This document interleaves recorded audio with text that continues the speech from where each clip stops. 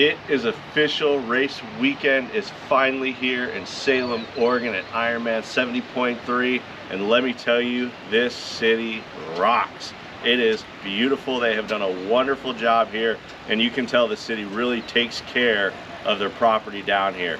Absolutely big shout out to the city and the Ironman organization for putting on one heck of an event. And behind me, the Taco Bridge. I can't wait to get over that thing. Let's get it.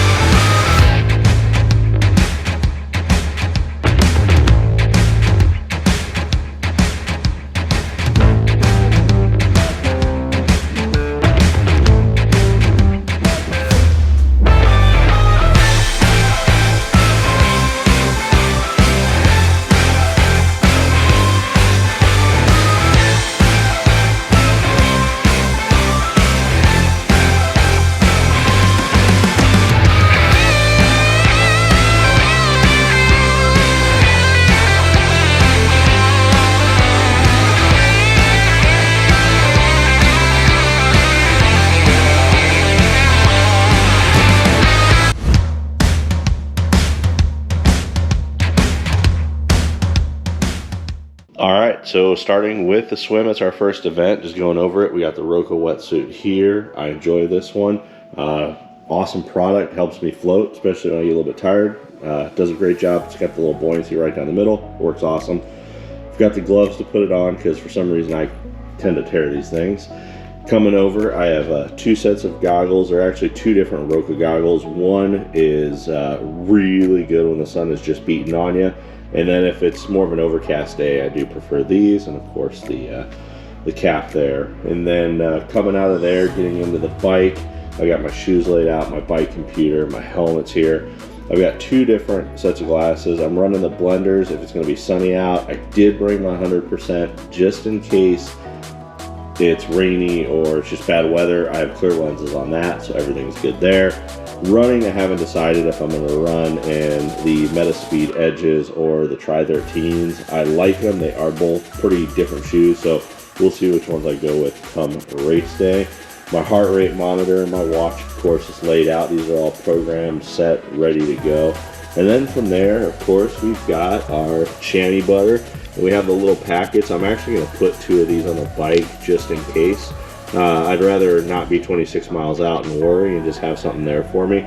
From there, we got all of our nutrition, our pickle juices, our gels that work for me, honey stinger bars, electrolyte tablets here. These are awesome, recommended by my my dude at Roadrunner Sports, Jaden. These things work, they're good, Of course, Body Glide is needed.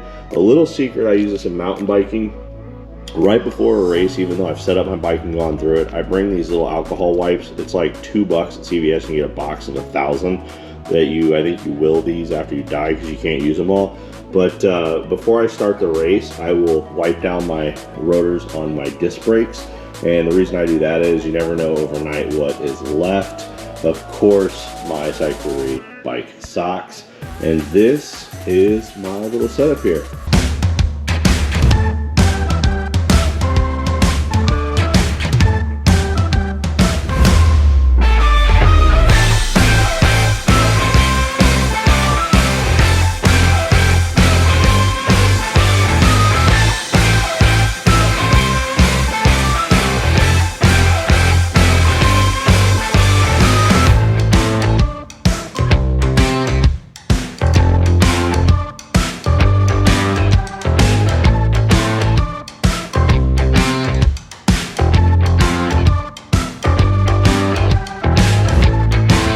Well, it's official. It's in transition. We'll see you tomorrow.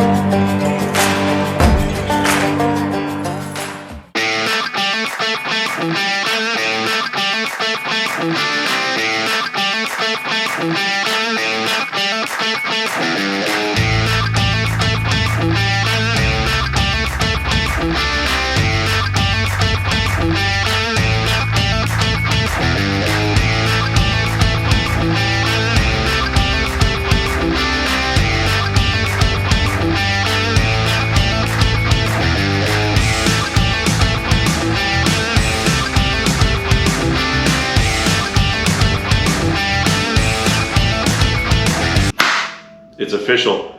Time to get into race recap. And what does that mean? And what does this mean? That means I absolutely finished my first 70.3 Ironman event up in Salem, Oregon. Can't wait to dive into this. Let's get to it. So race recap, and I'm gonna try to keep this as short as I can, but my excitement is through the roof on this one. Starting out, getting into the swim. It is a downriver swim. The funnest part of that, well, not funnest, 1.3 mile hike all the way there. Pretty cool though. One of the nice things that I enjoyed about it was I was about an hour after the first starter. So as people were getting into the water, we could kind of walk the shoreline. Now there is a tree line, but you're able to see everybody go down there, and they are ripping down this water. Why? Because there is a current in this water. They tell you to stay more of the right-hand side, so keep the buoys on the left. Of course, people were still moving over to the left, and they had people out there just trying to help get people over there. The closer you got to the right though, you could definitely get your hand and start touching the bottom of the shore. But the swim was fun. I really actually enjoyed it. It wasn't a lot of work, which was kind of nice to be honest with you, so I wasn't as exhausted. The hard part about that is getting out of the water. You swim up to these jet ski decks. And as a friend of mine suggested, make sure you're swimming to where you keep going past the bottom and to where you're grabbing onto the bottom, and you can grab the rails and stand up so you don't hit your knees on the bottom of your feet, because that will hurt. From there, you run up a ramp, and it is a steep ramp. But it's pretty cool. You come around the corner, you can hear everybody screaming, which is great. People who have already had people take off into bike, they're still there, they're still yelling for you to get out. So the support is awesome. You come up, you run, you're running over into transition, and they kind of parade you in front of everybody, which I thought was pretty cool, to be honest with you. I got into transition and it was pretty quick and simple. Get in, take my pickle juice like I said before, get my nutrition in my back pockets. I do take a little bit more than most people, and I think in part that's just because of my size. I know I'm a little bit bigger, so I'm gonna need a little bit more calories out there. So I get out, I cross onto the bike start, get onto the mount, and for some reason I just can't clip in, and it was annoying as heck. It took me a few strokes. In fact, I think I got all the way down to the next street before I finally got my left leg clipped in. Well, once we did that, we basically took off out of town and we were cooking. You do about 500 feet of elevation climbing coming out of there. First, it's really gradual, then there's a few hills. There's a lot of great videos on the bike course out there. Once you get out there, you're on the bike scenic route and you're in wine country. It is flat, and as long as you can hold the arrow, you're gonna hold it for quite a while. From there, it's about 10 miles out. You are cranking out to mile 28 and you're turning around. For me, it got pretty windy because I was one of the last packs coming through there. Again, I went into the swim last. I'm not that fast of a biker compared to everybody else that's out there. So I did come in towards the end. In fact, I remember watching them picking up cones coming the other way. Luckily, I only had 10 miles left, so my nerves weren't kicking in. From there, I came into town and I just became kind of an emotional wrecking ball because it's such an achievement to be able to get out there. And if you've never done this before, you absolutely deserve that right to get emotional about it and to be excited and to be happy that look what you've already done. You've already swam 1.2 miles. You've already done this 56-mile bike loop, and now you're about to go run. And that in itself was a little tough, but the bike course, phenomenal. I thought the volunteers that were out there did a great job. The motivation was out there, was good. There are live cars while you guys are out there, so you do want to be careful if you're doing this next year. But typically with traffic control, it was wonderful, and it's typically just residents who live out there, and they were very, very nice. Nobody honked, nobody yelled. You just went out there. In fact, residents came out onto the street and they were cheering us on. That was wonderful. Now the run. Whew, let me tell you the run, or run walk for most of it. The run was pretty cool. I came into transition off the bike again, and I was just in a right place. Racked my bike up, got my running shoes on, got my hat on, ran out, threw some water on me, and took off. For Salem, Oregon, you start out, you come out of transition, you do about a 1 mile run. So you go over the Taco Bridge and you drop in it's basically the same route to go to Swim Start. What's really cool is when you get to the first mile, it's also the point of where you have 1 mile left. They have 2 aid stations there, and I recommend icing everything up as much as you can, get some fluids in you. The run was really great. It's on an asphalt path that goes throughout this nature preserve that's back there, and it's pretty well shaded for the most part. There's a few areas that are not covered, but other than that, the only thing that's depressing is when you come around and before you get to mile 2, it says mile 7, because obviously you're doing 2 loops, and you're kind of like, ugh. But then when you come through the next time, it's pretty warm. So yeah, it was fun. The run was pretty tough. I got to mile 12. I hit that last aid station. To be honest with you, they had pizza there. That was tough. I smelled the pizza and I was like, oh, I want pizza. And they even offered it to me, but I couldn't do it. I was very, very fortunate when I was on the run. I did run with a gentleman there, and he is from Sacramento. So it was great to run and kind of chat with him. We kind of stayed holding each other's pace. We would walk, we would run together. I think that's one of the biggest things about being in triathlons, not just Ironman challenge, all these big, huge events, but just triathlons in general.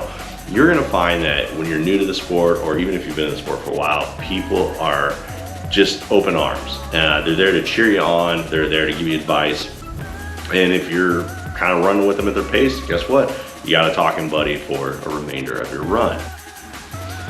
When you hit that last aid station and you have a mile left, you still can't hear everybody because you still have a tree line you have to run through.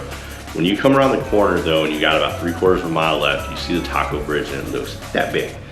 But you can start hearing the music and you can hear people because they are loud. If you've never been to an Ironman event, I can't tell you, you can't. I couldn't even tell you what it was like until I experienced as a racer as opposed to the ones I've been to just to watch. Totally different experience. So from there you're gonna run over the Taco Bridge. The nice thing about that is it's basically the finish line. You run into the Hoka chute, which is really cool. And from there are people cheering you on the whole way, hands out. They want to slap hands with you and they want to congratulate you. And the coolest part is it's all strangers. You don't know any of these people and they don't know you, but they're there to support you. They're there to say, wow, what an achievement you have done. And let me tell you, the feeling is overwhelming. I came into there and of course I hit the Ironman chute, and I was with a lady that I had ran with a little bit of the course there. And at the time I just figured, listen, I'm not into my time. I'd let her kind of stay ahead of me so she can have her, her moment of glory, call her name, and then and go from there. And then of course I want to have mine, which I recommend. I came across the finish line, throw that up real quick, and I had my hands in the air, and it was just kind of like, yay, I was getting that photo op, and this overwhelming sensation took over. And you can just see where I'm just shaking my hands. And my glasses fell down, and blenders, they didn't break, by the way, but my overwhelming emotion just took over. And like I said before, you can't buy that feeling. You can't pay for that feeling. You can pay for the event, you can put in the work, but you have to put in the work, and you have to get out there and do it. It is just a feeling, and anybody who's done this is going to tell you the same thing. If you want that feeling, you have to go out and do it for yourself. So in quick, there's so many more details into this, and there's so much that I learned into this. And I'm sure as my journeys continue and whatever I do, I'll come back and say, oh, I remember when I did Ironman 70.3 Oregon. I remember this, this, and this. Can I say this? And I've already been asked this. Would you recommend this event to somebody? Absolutely, especially if it's your first time. Just learn how to deal and swim in a current. It's really not that hard. You could lay on your back. In fact, one guy was swimming on his back for a while.